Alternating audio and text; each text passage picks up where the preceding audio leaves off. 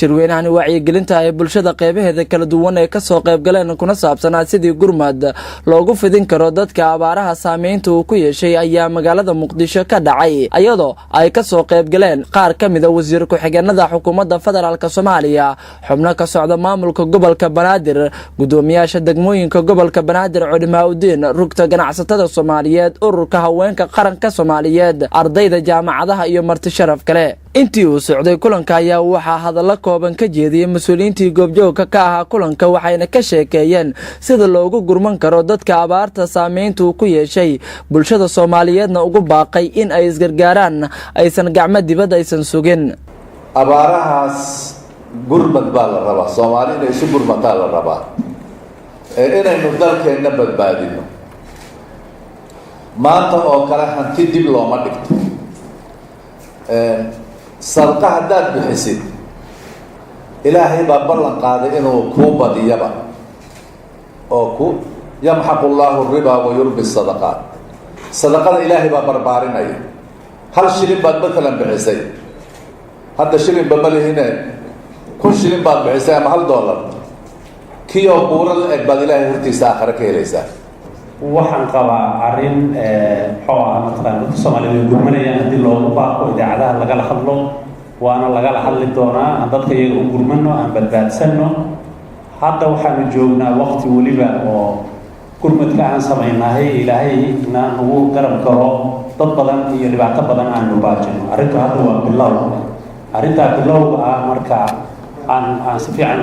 gudoomiyaha rugta ganacsatada Soomaaliyeed Cabdi Gabayri ayaa sheegay in ganacsatada Soomaaliyeed ay diyaar u yihiin in ay gargaaraan walaalahooda dhibaateys asagoo inta ku daray in akoon loogu talagalay in lagu shubo lacagaha abaaraha oo halkaasi kaga dhawaaqay anaga asay ganacsato ahaan ama rug ganacsi ahaan markii ay arintan ay lagu inform gareeyeen wasiiradu markiiba anaga waxaan sameeynay inaan ganacsatada aan wacyi gelino ayna bilaabaan inay taakuleen soo bilaabaan waxaana jira 2 akoon oo hore loogu furnaan jiray oo ku magacaaban yihiin akoonadaasi taakuleenta masiibooyinka dabiiciga ah akoon salaamo ka furan oo nambarkiisa uu yahay 3019251 iyo akoon dahabshiil ka furan oo ah 20556 iyo akoonno kale xawaaladaha kale hadda aan rabno inaan ka furno waxaan ganacsatada markiiba ku cilaaminay inay akoonadaas si degdeg wax ugu ridaan haddana waa ku bilowdeen oo ilaa shalay waxba ku soo dhacay oo arkaynay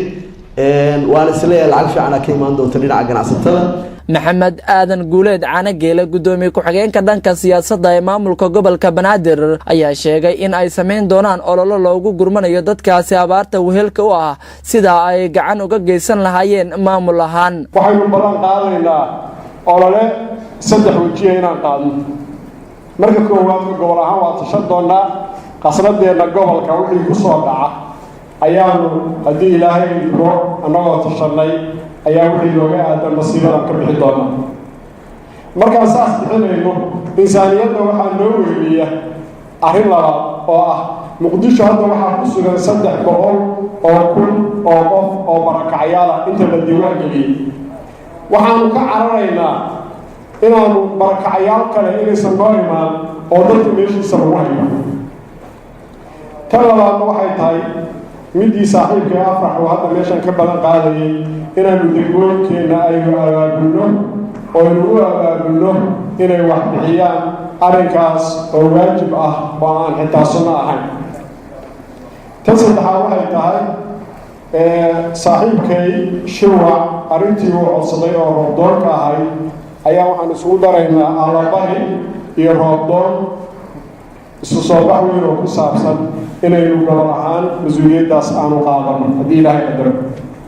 gabagabadii ayaa waxaa munaasabada soo xiray wasiir ku-xigeenka qorsheynta iskaashiga caalamiga xukuumadda Soomaaliya Professor Cabdullaahi Sheekh Cali Quluucow ayaana ka sheekeeyay meelaha abaarta ay ka taagan tahay iyo guddiga heerka qaran ee xukuumadda federaalka Soomaaliya shaqadii ay qabteen wasiir ku-xigeenka ayaa sidoo kale sheegay in ay dawladdu inta karaankeedu ay dadaashay ayna lagama maarmaan ay tahay in bulshada qeybaheeda kala duwan ay kaalintooda la gudboon dhanka abaaraha ay gacan ka geystaan guddiga markiiba waa dhaqaaqay in uu soo qiimeeyo abaarta laga sheegayo dalka inta ay dhanta waxaanu abuurnay guddi farsamo